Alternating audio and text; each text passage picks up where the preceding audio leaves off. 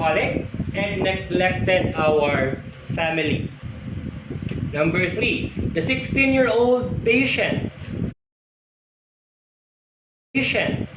reminds the nurse about her sister who passed away due to an accident. Number 4, the charge nurse noticed that one of the RNs is uneasy and interacting with the patient. Okay, sige. This is an example now of a question pertaining to your nurse-patient relationship. Sige, nurses, hanap po tayo ng keyword. Okay, ano po yung keyword natin dyan?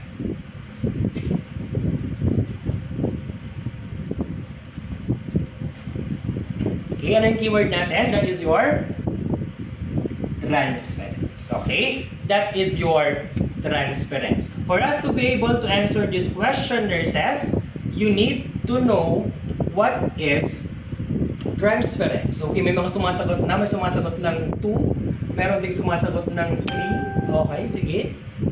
Ayan. So for us to be able to answer this question again, we need to know what is transference. Ayan, may sumagot din ng 1, 3. Okay, sige. Diretso tayo. Let's try to answer the question. Okay. For us to be able to answer this question, nurses, we need to have a quick review on your nurse-patient relationship. Okay. Nurse-patient relationship, nurses, please remember, we have 4 phases. Okay? Pre-orientation, orientation, working, and termination. Again, we have pre-orientation, orientation, working, and termination. For pre-orientation phase, nurses, this is the time now that the nurse, now reviews the chart of the patient. Okay, ano yung problem natin? Nurses, pag pre-orientation phase, ano yung problem na na-encounter natin? That is your reluctance. Okay? That is your reluctance. Sino ang reluctant, nurses?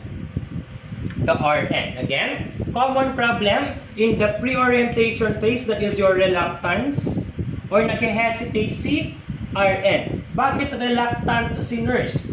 Dahil the nurse may be or might be unsure of if he or she can deal with the patient. That is why, for us to be able now to prevent reluctance sa ating mga nurses, if we are going to speak or we are going to care for a psychiatric ill patient, ano yung ginagawa natin? Ginagawa natin yung process ng introspection. Again, ginagawa natin yung process ng introspection. What is introspection, nurses? That is the process of your self-awareness. Again, introspection, that is the process of self-awareness. And all nurses must undergo the process of introspection or self-awareness before interacting with a patient. Why? Kailangan mong malaman kung ano yung mga saloobin mo tungkol sa mga bagay-bagay sa mundo. Ha? Okay. An example, sige. For example, you are assigned to a patient who has major depression. Okay. And upon reading the chart, nurses, nakita mo doon na may history yung patient ng abortion. And personally, you are against abortion. Question. Will you able to deal with the patient now without judging her? Okay, that is the question now. This patient, inabort na yung baby niya, and I am against abortion. Will I still be able to empathize with the patient knowing na meron siyang history ng abortion? Bingo! That is why introspection is needed or self-awareness. Why? For you to be able now to understand your values as well. So that hindi ka maaapektuhan kahit anong sabihin pa ng iyong patient. Okay? Again, that is your introspection. How do we do your introspection, nurses? As simple as writing your diary or writing a journal or speaking with your supervisor regarding how you feel regarding the patient. That is the process of introspection. Okay po tayo? Okay. Again, Problem in pre-orientation, that is your reluctance. Ano naman yung problem natin sa orientation phase nurses? That is your resistance. Okay? That is your resistance. Ano naman yung resistance natin? Resistance from the patient. Again, that is the resistance now coming from the patient. That is why you need to build trust and rapport. Okay? You need to build trust and rapport. Okay? Sige. Burahin ko ha. Again, how do you call the process of self-awareness nurses? That is your introspection. Okay. Now, we go to your working phase. For your working phase nurses, please remember, for your working phase, dyan po pumapasok yung problem natin on emotional attachment. The main problem in working phase, that is your emotional attachment. Okay, we have transference, counter-transference, and cross-transference. Okay, what is the difference between transference, counter-transference, and cross-transference? Nurses, just remember, transference, this is now if the patient develops emotional attachment to the nurse, that is your transference. Again, transference, if the patient develops emotional attachment to the nurse, that is your transference. Ano naman po yung counter-transference natin? If the nurse develops emotional attachment to the patient, that is your counter-transference. Ano naman po yung counter-transference? If there is mutual development of feelings. Okay. So, ano yung mga examples natin ng transference? Okay. Tandaan nyo ha, transference, patient to nurse. Again, for example, sabi ng patient mo sa'yo, alam mo nurse, kamukha mo yung ex-girlfriend ko. Bingo, that is your transference. Alam mo nurse, pareho kayo magsalita ng nanay ko. Nagkakaroon ba ng emotional attachment? Yes or no? Yes, that is your transference. Patient to nurse. Ano naman po yung counter-transference natin? That is from the nurse to the patient. Okay, for example, nurse ka, nag-duty sa psychiatric ward, nakita mo yung patient mo, and yung patient mo ngayon, kamukha ng ex-boyfriend mo na nanloko sa'yo. Okay, magkakaroon ka ba? Pwede ka bang magkaroon ng counter-transference? Yes. Bakit? Pwede kang mag-develop ng hatred towards your patient dahil kamukha niya yung ex-boyfriend mo na pinagpalit ka. Okay? So that is your counter-transference. Okay? So transference, patient to nurse, nurse to patient, counter-transference. Nurses, para hindi mo makalimutan ang transference at counter-transference, tandaan mo, sino ang palaging nasa counter nurses? Again, sino ang palaging nasa counter? Si nurse. Sino ang palaging nasa nurses station or sa counter? Si nurse. Kaya pag counter transference, that is nurse to patient. Pag cross transference naman, ayan na. Nagkaing laban na si nurse at si patient. Okay? There is mutual development of feelings. Okay? So please remember your transference and your counter transference. Okay? Sige. Termination naman nurses, anong problema natin dyan? Separation anxiety. That is why you always need to remind the patient of the contract. Ano yung contract natin? As early as orientation phase, sasabihin mo sa patient mo, hello sir, I am Kenneth, I am student nurse, I will be with you for 4 weeks and we'll be together every Monday. Is that setting the contract? Yes or no? Yes, para alam ng patient mo na nandun ka lang every Monday for 4 weeks. And after 4 weeks, mawawala ka na. Paano maiwasan ang separation anxiety? Okay ba tayo? And you always need to remind the patient about the contract. Sir, this is the second to the last na araw na magkakasama tayo. Pagbalik ko rito, yun na yung last time na magkakasama po tayo. That is now reminding the patient of the contract to prevent now your separation anxiety. Okay po tayo? Again, reorientation, orientation, working, and termination. Focus lang tayo sa transference, counter-transference, at cross-transference. Again, Pag nurse to patient, sinong nasa counter? Si nurse. Kaya pag counter-transference, emotional attachment from the nurse to the patient. Pag patient to the nurse, that is your transference. Pag cross-transference naman, nurses, that is vice versa. There is mutual development of feelings. Okay? So, balik po tayo sa tanong. Okay. Right? Nurses, balik po tayo sa tanong. Bakit di ko na mabulat to? Okay? Sige. In which of the following situations, sana all nagpapaalam pag nawawala na. Chor. Ayan, daming hugot. Ayan. Sige. Saan dyan po ang transference?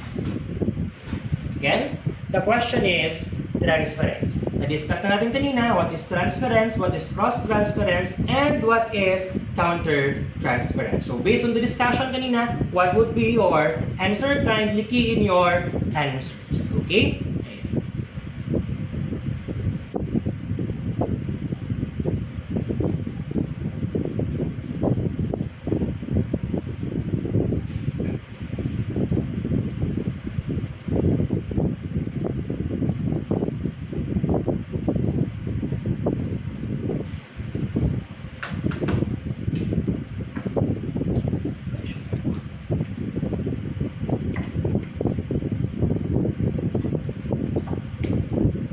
Okay, so may sumagot ng 1, may sumagot ng 3, may sumagot din ng 2. Okay, magkakaiba ang sagot. Wala na ibang sagot dyan.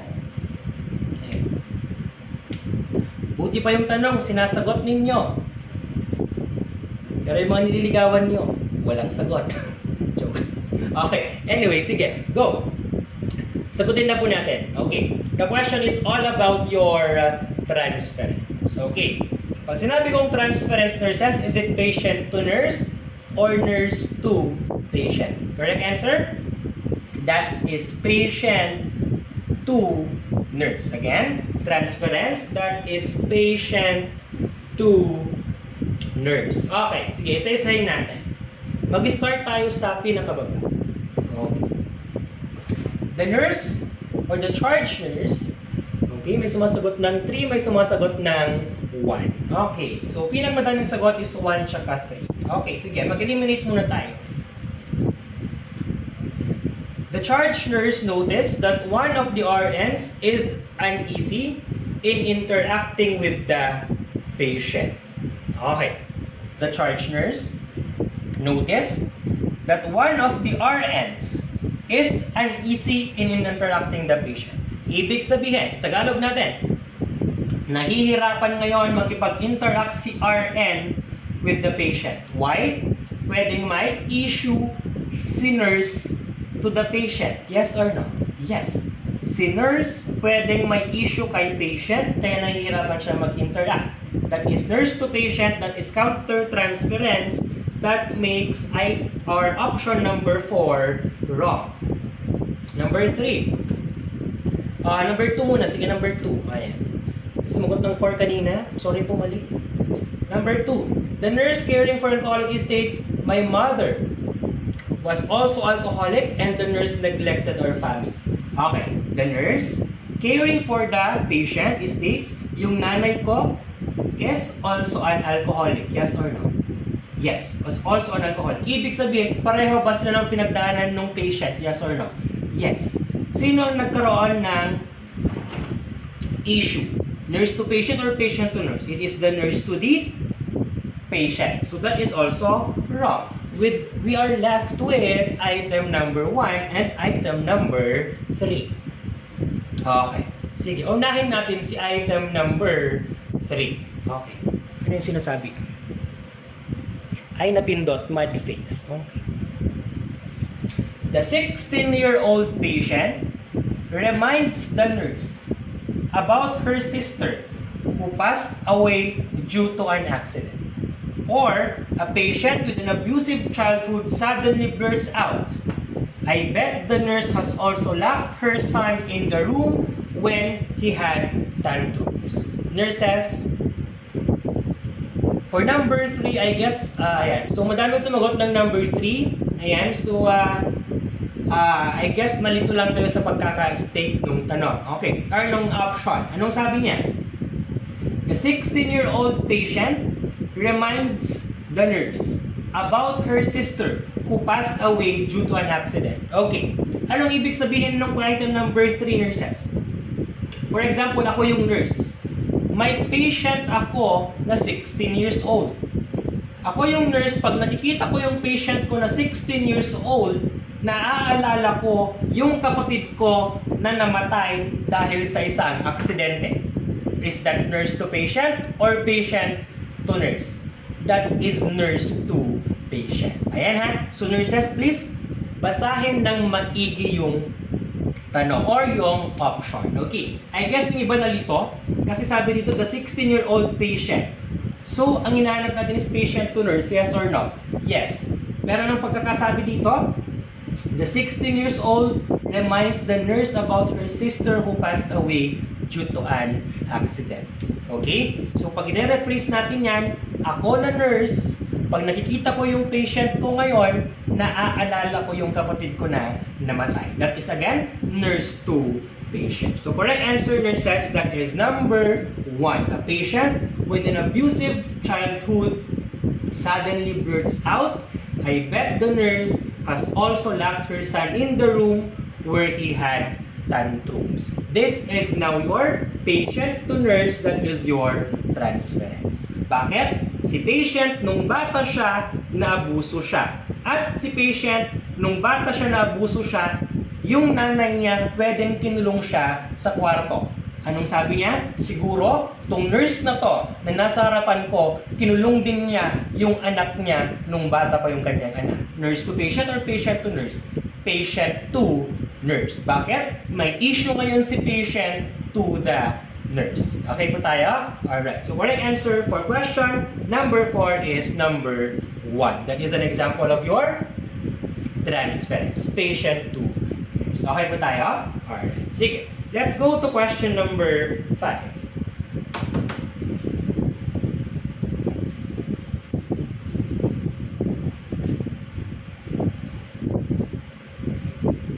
Wait lang guys, kuha na ako ng wipes.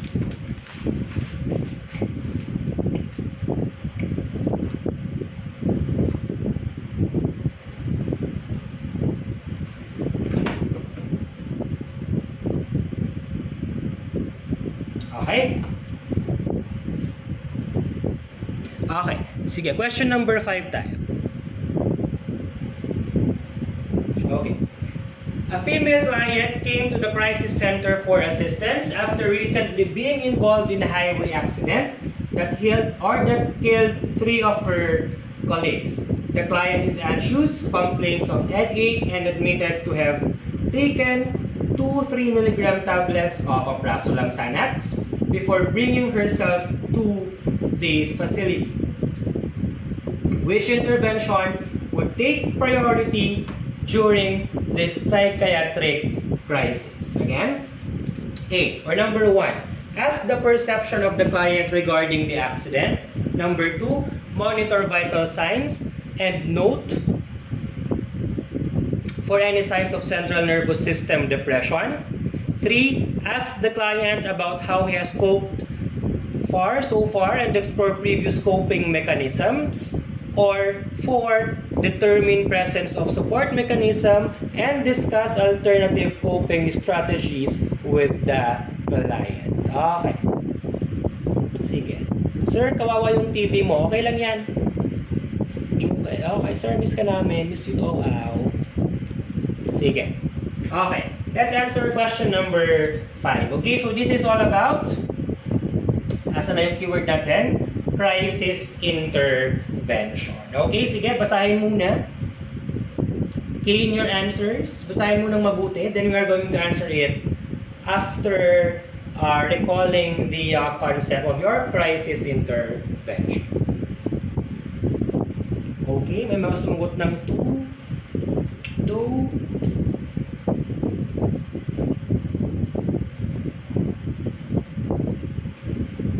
Okay, so almost everyone, 2 ang sagot. Okay, sige. Tignan natin kung tamang sagot ninyo, ha? Okay. Let's balikan natin yung concept ng inyong crisis, nurses. Okay. Sabi natin, nurses, pag crisis, pinag-usapan natin, what is crisis? When coping mechanisms are proven ineffective. Again, crisis happens when coping mechanisms are proven ineffective. Ano yung mga types of crisis natin? We have your SAM. Okay. Again, ano yung type ng crisis natin? We have your SAM. We have your SAM. Ano yung SAM? Type of crisis? Situational, adventitious, and maturation. Again, we have your situational, adventitious, and your maturational. Ano yung situational mo? Unexpected. That is situational crisis if there is unexpected loss. For example, namatayan ka ng alagang aso, namatayan ka ng family member, nawalan ka ng trabaho, nawala yung pet dog mo, nanakawan ka ng sakyan,